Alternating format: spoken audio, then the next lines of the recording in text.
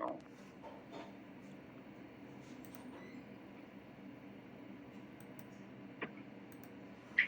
Vamos a ver el valor secundario, ¿no?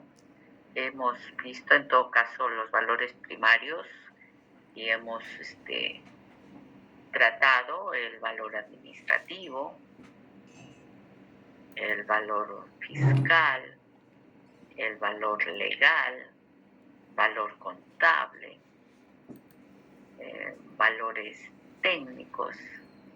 Cada uno de ellos lo hemos compartido, hemos evaluado, y justo para pasar al valor secundario es importante que ustedes tengan claro que muchos de estos documentos que hemos visto, estos valores, van a pasar a tener un valor secundario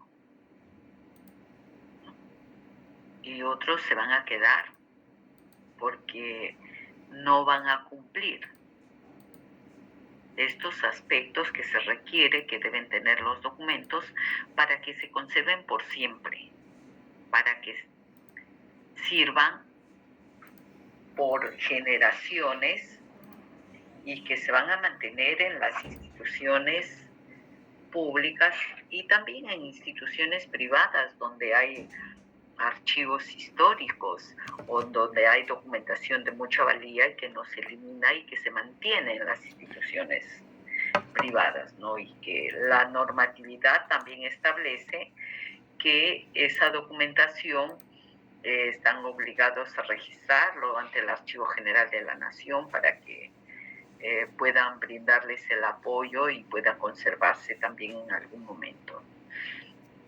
Entonces vamos a pasar al valor secundario, la documentación que por el contexto en que se ha generado, por el contenido, por el nivel que lo ha generado, también es documentación de mucha valía, ¿no?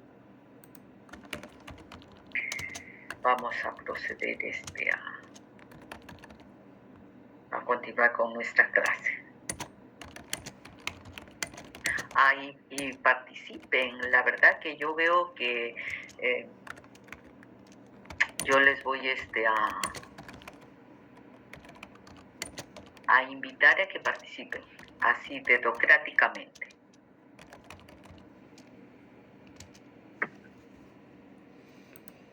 Cuando hablamos de valor secundario, y acá ustedes tienen en esta diapositiva, miren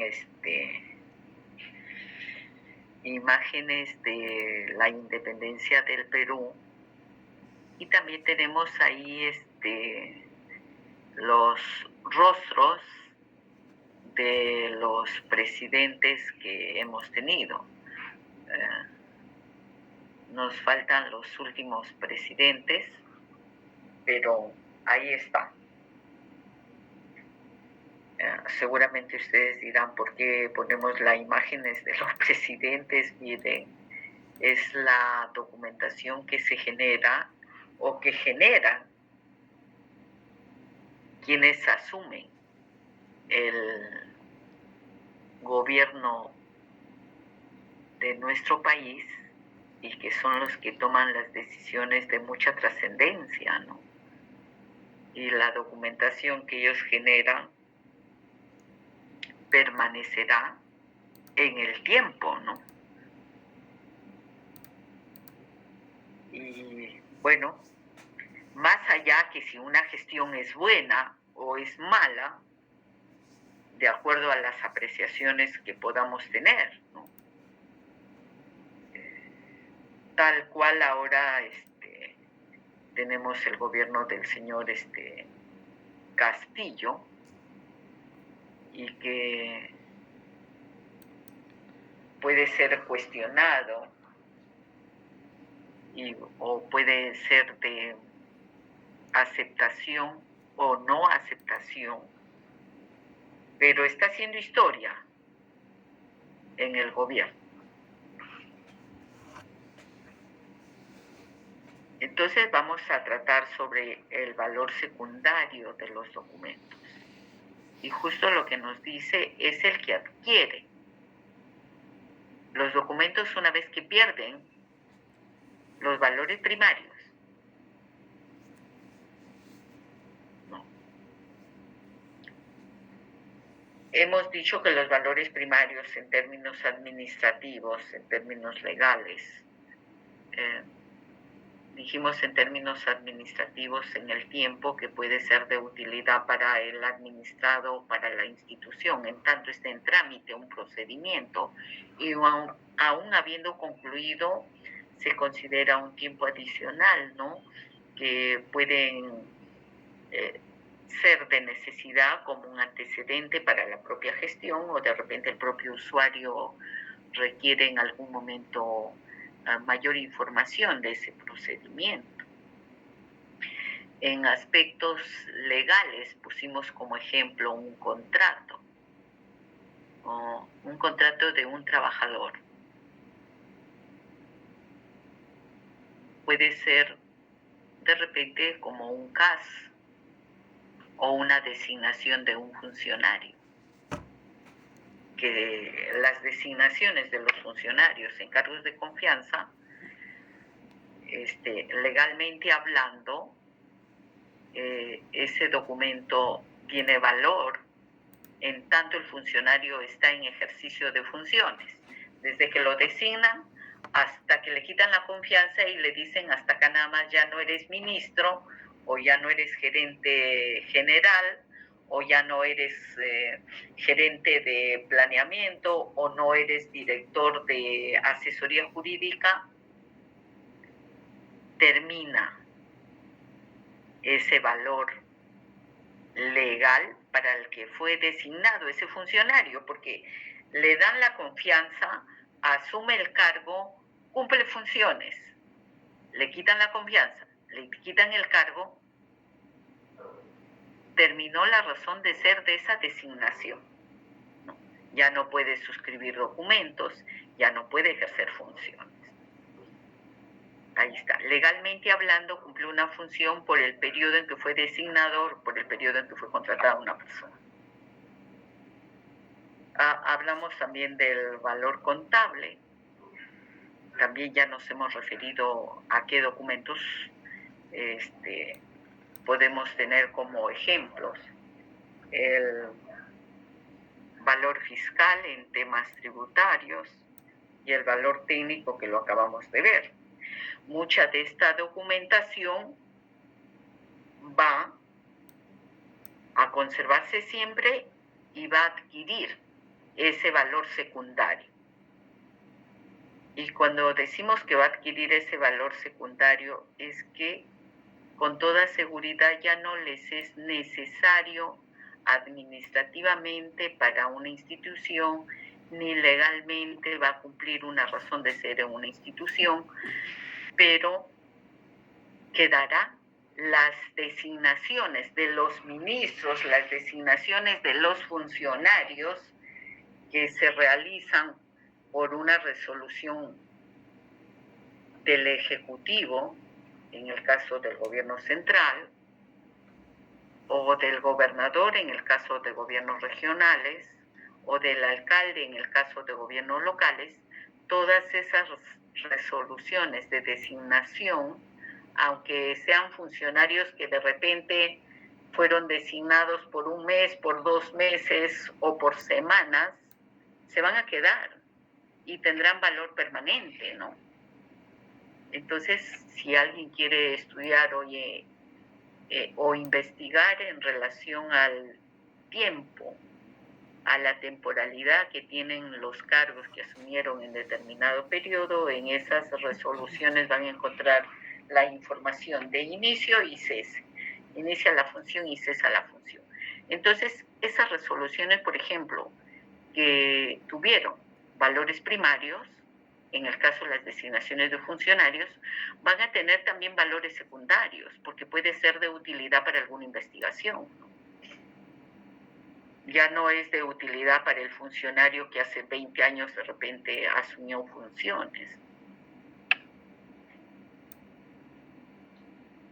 Y siendo así, tenemos que mucha documentación se quedará en los valores primarios y no va a trascender, no llegará a este valor secundario.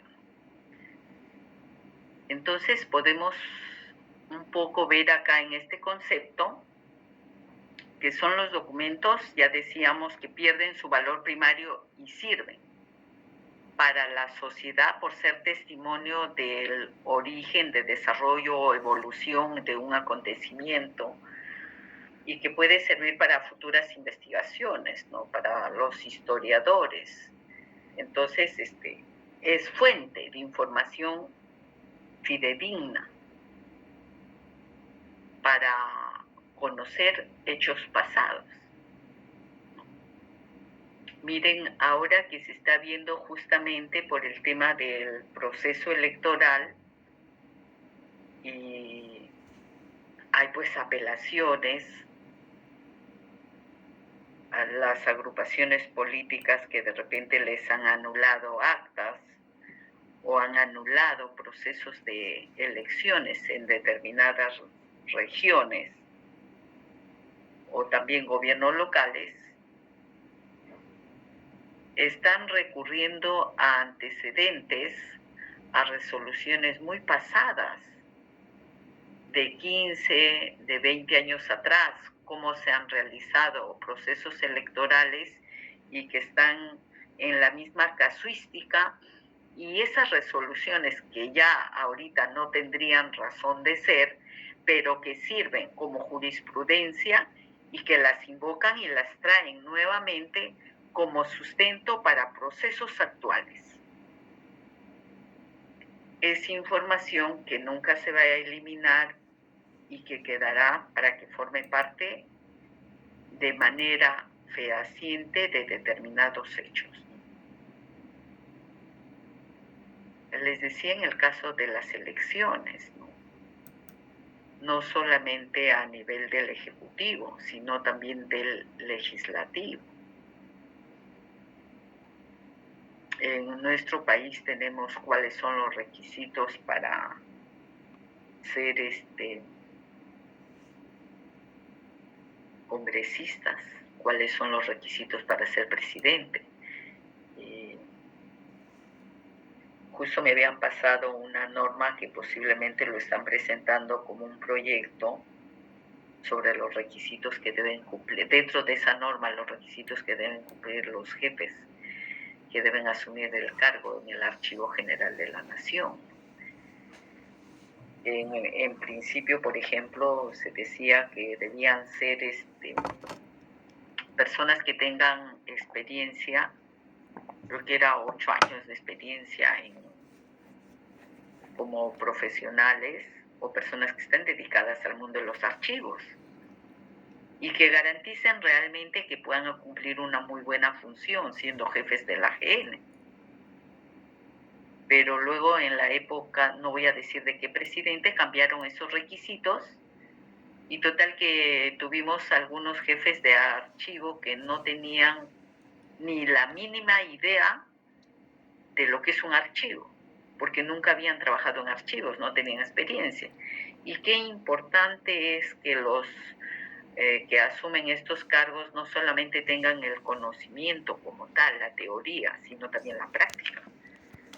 Y creo que eso puede garantizar en gran parte que las funciones se cumplan con éxito. Ahí, por ejemplo, esos requisitos estarán dados en una ley. Las leyes tienen valor permanente. Y si queremos analizar cómo han venido evolucionando las leyes en el Sistema Nacional de Archivos, las vamos a encontrar porque nunca se van a eliminar, ¿no?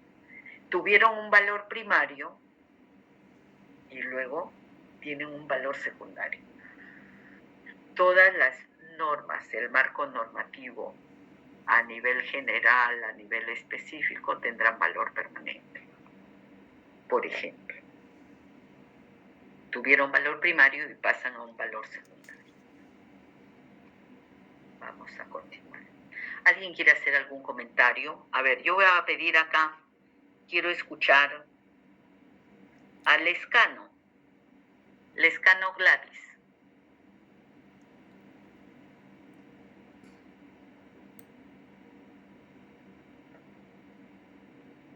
Buenas noches, profesora. Gladys, ¿cómo estás? Bien, profesora. Nos estamos escuchando. Sí, ¿me escucha, profesora? Sí, te escucho.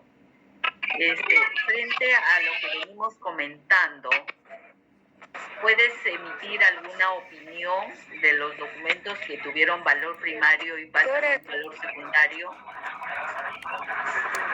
¿Cómo es que se me va el internet? ¿Me puede repetir de nuevo? Si puedes realizar algún comentario en relación a lo que venimos explicando de los documentos que tienen valor primario y pasan a tener un valor secundario.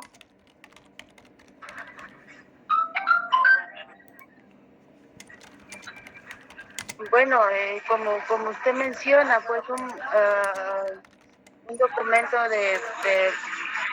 puede ser, no sé, la carta el acta de independencia del Perú, ¿podría ser? Ya.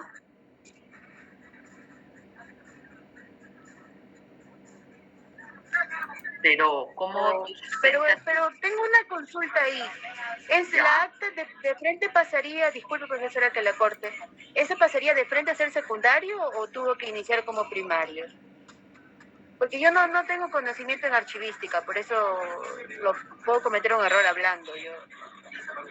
Ya, está bien, Gladys, gracias. A ver, si tú me hablas del acta de la independencia, tiene un valor secundario, pues, y se conserva y nos sirve a todos los peruanos para saber cuándo se dio la independencia de nuestro país, cómo se dio a través de ese documento. No. Las fotos que acá tenemos, por ejemplo, esta imagen que tenemos, yo creo que es una recreación de esta imagen que tenemos. Si yo sería una historiadora, seguramente pudiéramos hacer mayores aseveraciones y con mayor precisión sobre el contexto en que se dio esta acta de la independencia. Pero sí es un documento que tiene un valor secundario y que permanecerá por siempre, por siempre. Sea, ¿quieres hacer algún comentario? Sí, profesora.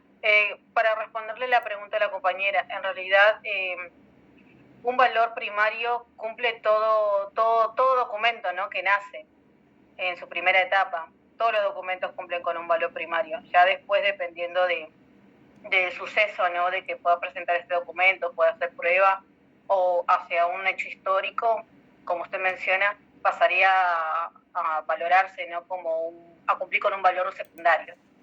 Solo eso, profesora. Gracias. Sarmiento, ¿qué nos puedes comentar sobre el acta de la independencia? Profesora, buenas noches. Buenas noches, profesora. Sí, ¿qué tal, profesora? Sobre el acta de la independencia, ¿qué opinión tengo? Sí, ¿qué nos puedes comentar? Respecto al... Supongo que la has visto y sabes dónde está archivada, ¿no? Hasta donde yo sé, está en la Municipalidad de Lima, pero de repente puedo equivocarme. No, en el archivo histórico de la Municipalidad de Lima. Ajá. En el archivo histórico de la Municipalidad de Lima. Así es. Lo que yo sé es que el acta de independencia se declaró en varios lugares de distintos del Perú, sobre todo en la costa. En Lima también se hizo, creo que también se hizo en Huaura, si no me equivoco. Pero que creo que fue la primera. Más allá de eso, bueno, que es un documento clave para la historia del Perú, prácticamente fundacional, y creo que es uno de los más importantes, pues, ¿no?, que del patrimonio histórico documental de la nación. Eso es lo que podría señalar, profesora. Muy bien, gracias. Sí, es un documento de mucha valía, ¿no? Del cual todos nos sentimos orgullosos. Y qué importante también que ustedes puedan visitar los archivos históricos en algún momento para que in situ puedan verificar, puedan apreciar los documentos que se generaron en este caso en una gesta libertadora como es la independencia de nuestro país, ¿no? Sí, acá Gladys nos hace un comentario que el grito de la independencia se dio en Huaura, Huacho. Si visitan Huaura, ahí está el balcón donde el general San Martín proclamó la independencia y está su silla. Hay información muy valiosa. En Huaura hay un archivo también provincial que conserva información histórica y que podemos conocerlo, ¿no? Justo hablando de valoración documental, sé que ustedes han visitado la Dirección de Archivo Intermedio del Archivo General de la Nación, ¿no? Que queda ahí en Hawái, muy cerquita a la escuela. Y miren, ellos tienen ahorita, sé que están realizando un trabajo y estoy tentada realmente de programar una visita, pero con fines de valoración. Nos dice que tienen 200 fondos documentales que han sido transferidos de instituciones que han sido desactivadas, que ya no existen, son fondos cerrados de hecho, y que nunca se ha valorado los documentos. Han venido trabajando en determinado momento eliminaciones, pero seguramente lo han hecho con criterio de los profesionales que ahí laboran, porque entendemos que en el Archivo General de la Nación están los mejorcitos, ¿no? En materia archivística. Por lo menos eso es lo que yo entiendo, ¿no? Y sé que ahorita están valorando estos fondos documentales que han empezado por unos cuantos y para que, bueno, lo coordinaré. Estoy pensando realmente a ver si por cada grupo, son 7 grupos y a cada grupo le doy un fondo documental, a ver para que valoremos esa documentación, ¿no? Como una especie de una práctica directa, calificada. Voy a ver si puedo coordinar para que esto se pueda realizar un sábado, no sé, aunque sé que ustedes tienen los sábados, creo que una vez a la semana o una vez al mes, tienen visitas presenciales y luego son virtuales también las clases que tienen los sábados. No sé, voy a tratar de coordinar con el profesor que les enseña a ver si sus horas me las da y yo le doy mis horas y podemos hacer una visita para valorar documentos, porque es importante que tengamos esta práctica. Bien, vamos a continuar. Ramos, sí. Profesora, Dígame.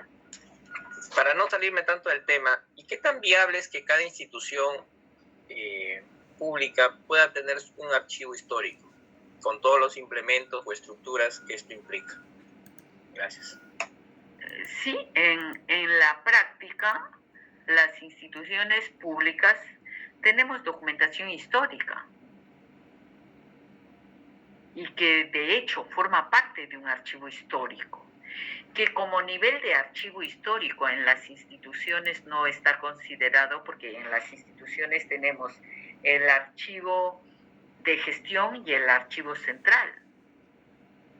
Pero si interiorizamos y vemos realmente documentación que tiene más de 30 años y es de valor permanente, ya se convierte en una documentación histórica porque nunca se va a eliminar por la connotación que tiene. Y Yo me refería al repositorio, a la escritura. Bueno, ahorita la norma no lo establece, pero que se puede tener, se puede tener. Podría ser viable entonces. Claro que sí. Y en el proyecto de ley que posiblemente ya se lo presenten al Congreso, sí se está considerando como un archivo histórico que pudieran tener las instituciones. Sí, es factible. Jorge. Sí, profesora. Bueno, solamente quería comentar que en realidad si existen archivos históricos, eso se da sobre todo en aquellas entidades que son muy antiguas, ¿no? Por ejemplo, la Municipalidad de Lima, la Universidad Nacional Mayor de San Marcos, entre otras, ¿no? Pero formalmente, o lo ideal, de acuerdo a nuestro marco normativo y nuestro sistema, eso debería estar en el archivo histórico del AGN.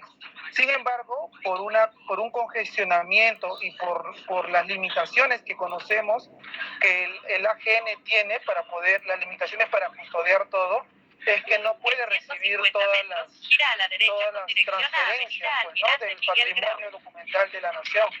Pero hay muchas instituciones que están muy bien equipadas y yo creo que está bien ello, ¿no? Porque es una situación también que amerita, pues, ¿no? Que esa documentación se encuentre. Sin embargo, no estoy de acuerdo de que sea una regla, ¿no? Sino bajo la situación actual, yo considero que está bien, pero igual la idea es más bien promover que el AGN cuente con las condiciones y los recursos para que siga recibiendo el patrimonio documental histórico. Gracias, Jorge. Sí, eso es un comentario y una apreciación que se respeta, ¿no? Jorge, por ejemplo, no está de acuerdo en que tengamos de repente en cada institución un archivo histórico. Si las condiciones, y legalmente parece que sí va a pasar, se dan, obviamente que bien que las instituciones puedan preservar y conservar su documentación, porque al final, por ejemplo, ahorita yo me pongo a pensar en los gobiernos regionales, donde hay un archivo regional, en una municipalidad provincial, esa documentación que se genera en una municipalidad provincial, miren que tampoco sería, digamos, adecuado que, por ejemplo, toda la documentación generada, voy a imaginarme ahorita la región Arequipa. Creo que hay una provincia ahí en Arequipa, Chuquibamba, que está en la sierra, y otra provincia, Majes, ya está. Y es del Perú profundo. En la Unión, donde está el Colca, por ejemplo, es una provincia. Y esa documentación, pasado 30 años, tiene que transferirse al archivo regional para que ahí se conserve. O sea, los habitantes, la población de Majes o la población de la Unión, si quiere realizar alguna investigación, tendría que trasladarse al archivo regional de Arequipa para hacer la investigación, porque eso es lo que establece nuestra norma. ¿Y por qué no que haya la posibilidad, pero obviamente garantizando que esté en buenas condiciones de conservación en estas provincias, donde los propios habitantes puedan consultar su propia documentación y que puedan investigar después, que conozcan su pasado, etcétera, etcétera. Felizmente ya toda la documentación de aquí hacia adelante sabemos que estará en soportes electrónicos, y si esa documentación se digitaliza en condiciones técnicas que se garantice que va a permanecer con las características de un documento, que es la integridad, la fiabilidad, la trazabilidad, etcétera, etcétera, que vas a tener de esa información, y que puedes ponerla en consulta, puedes ponerla al servicio de todos los ciudadanos, se encuentre donde se encuentre la información. Pero más allá de estas de repente apreciaciones que podamos tener, lo importante es que la documentación de valor permanente siempre esté protegida, que esté conservada, que esté en buenas condiciones, que evitemos el deterioro y que garanticemos que va a permanecer en el tiempo y que va a servir justamente, conforme decimos acá, que sirven a la sociedad para conocer pues la evolución, el desarrollo, los cambios en todos los aspectos, y que tienen utilidad cultural, histórica, científica, etc. Las historias clínicas podemos pensar que van a tener una utilidad científica en la ciencia de la salud, por ejemplo. Entonces, las historias clínicas, por ejemplo, no se deben eliminar, aparte de que es un derecho de personas. Bien. Me encantó, Jorge, tu apreciación, que permites a que empecemos un poquito a cada quien a expresar lo que podemos pensar. Gracias, Jorge, y gracias a los que vienen participando también. Vamos a continuar con el valor secundario de los documentos que tienen mucha valía, ¿no? Justo acá decíamos que el valor secundario puede estar dado a documentos en aspectos culturales, en aspectos científicos, en aspectos históricos, misionales, la razón de ser de las instituciones, testimonial también. Entonces vamos a ver cada uno de estos aspectos, ¿no? ¿Por qué o qué documentos pudieran tener valor histórico o cultural o científico, etcétera, etcétera? Y vamos avanzando, ¿sí? Valor histórico. Ahí tenemos, miren, acá tenemos la imagen de una parte de una carta del monitor Huáscar. Esta es una parte de una carta de Miguel Grau, el Caballero de los Mares. Entonces nos dice que el valor histórico está atribuido a aquellos documentos que son de mucha utilidad para la reconstrucción de la memoria de una comunidad o de un determinado hecho. Todos conocemos y sabemos que a Miguel Grau se le conoce como el Caballero de los Mares, ¿verdad? ¿Y por qué conocemos? Porque su información también está documentada. Y no solamente era el Caballero de los Mares, realmente es un caballero, y yo he tenido oportunidad de leer las cartas que le escribía, no todas, obviamente, ¿no? Algunas 2 o 3 cartas que le escribía y que están en el Archivo General de la Nación, que le escribía a su esposa cada vez que él se iba de viaje o se iba a cumplir sus funciones mar adentro por largas temporadas, y mucho más ya cuando empezaron los problemas de conflictos entre países, ¿no? Y las cartas que le escribe a su esposa, unas cartas realmente muy sentidas, todo un caballero, todo un buen padre en relación al cuidado en mínimos detalles que debía tener con los niños. Y bueno, esa historia, por ejemplo, que podemos conocer a través de los documentos, que no solamente reconstruimos hechos históricos, sino también hay una identificación, una identidad nacional. El conocer, el interiorizar, el investigar en estos documentos, como que te sientes mucho más, vamos a decir, orgulloso, pues, de estos hechos que han pasado. Miren, y como voy a ponerles un caso, que en particular a mí me pasa, ¿no? Y yo soy de provincia y soy de la zona norte, pero leí sus obras de José María Arguedas y la verdad que me conmovía. Yo decía, debo conocer como sea y antes de morir debo conocer Puquio. Y bueno, por suerte ya lo conocí y me identifico mucho con ese pueblecito. Mucho chiri, profesora. ¿Mucho qué? Chiri. Pampachiri. Chiri es frío. Ya, pero por eso, Pampachiri. No, mucho chiri en Puquio, mucho viento, mucho frío. Claro, pero es una ahí pampa, de Puquio, profesora, una pampa es. De lleva Puquio, a Parinacocha, lleva a otros lugares más lejanos, de mismo Ayacucho, porque Puquio claro.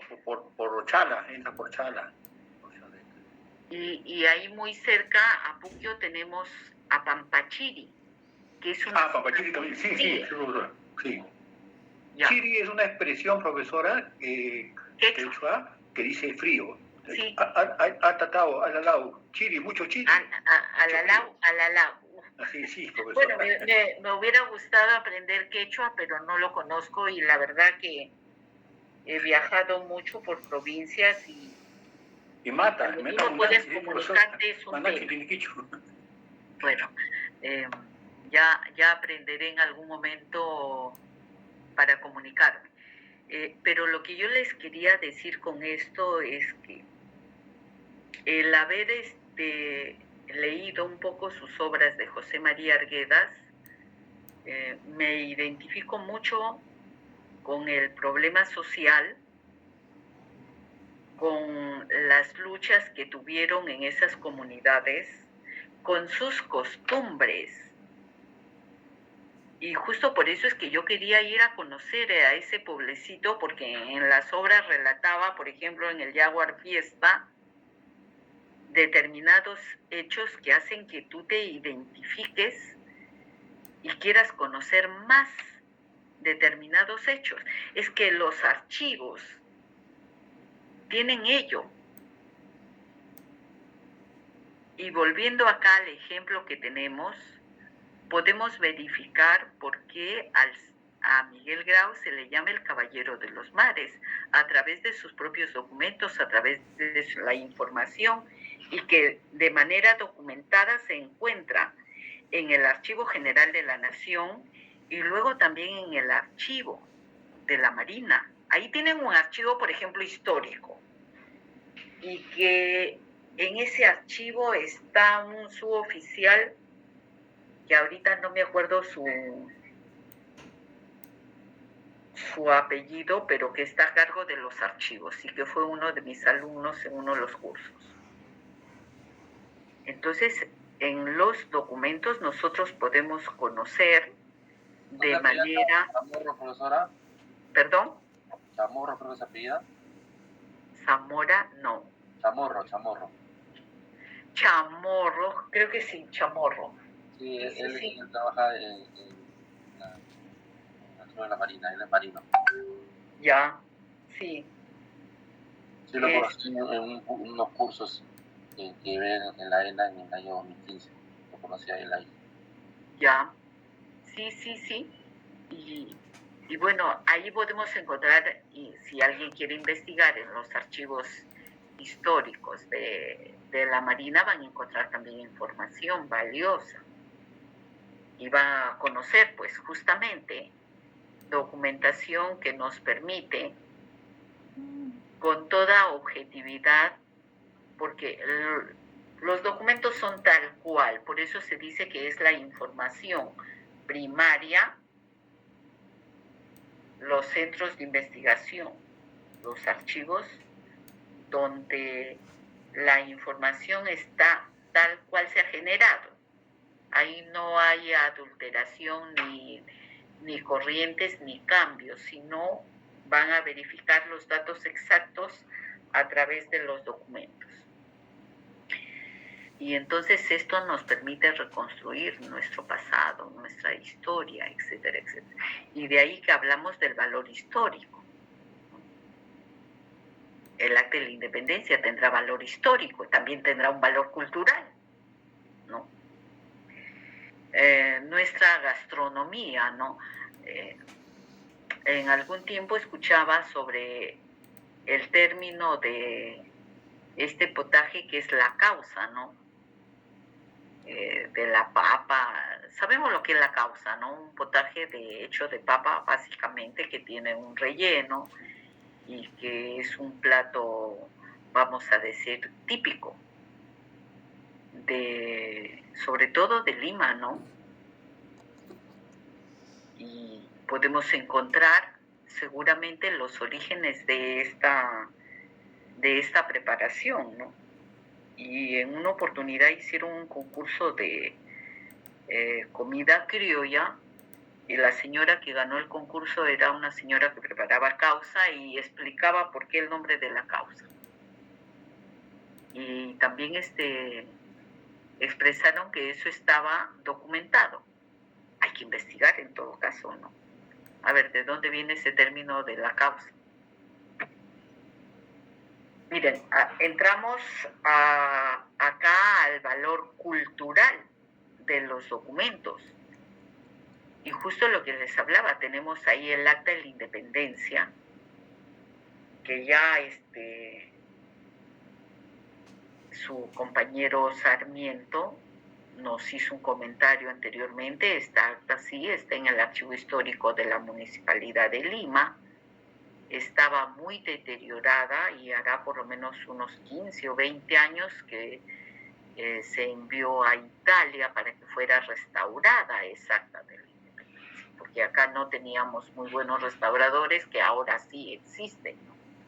Entonces, esta documentación de valor secundario en el aspecto cultural, que nos dice, mire, documento que por su contenido testimonia, entre otras cosas, hechos, vivencias, tradiciones, costumbres, hábitos, valores, modos de vida o desarrollo, ya sea en aspectos económicos, sociales, políticos, religiosos, propios de cada comunidad y útiles para conocimiento y también nuestra identidad, que va a la par con lo que comentábamos en la diapositiva anterior. Y justo para el ejemplo, ya aparte del acta de la independencia, por ejemplo, tenemos las pinturas de Pancho Fierro, ¿no? Las costumbres de Lima, Milagros, Muñoz, me dice sí, son las 9:10, ¿verdad? Sí, profesora, tenemos otro curso. Oye, ¿tienen cursos después de esto? Sí. Mira, nos quedamos ahí, chicos. Sí, profesora, gracias. Mira, ya, lo reforzamos en la siguiente clase. Gracias y les corto y hasta el día miércoles. Buenas noches. Buenas noches, profesora. Buen fin de semana. Buenas noches, buenas noches. Cuídense.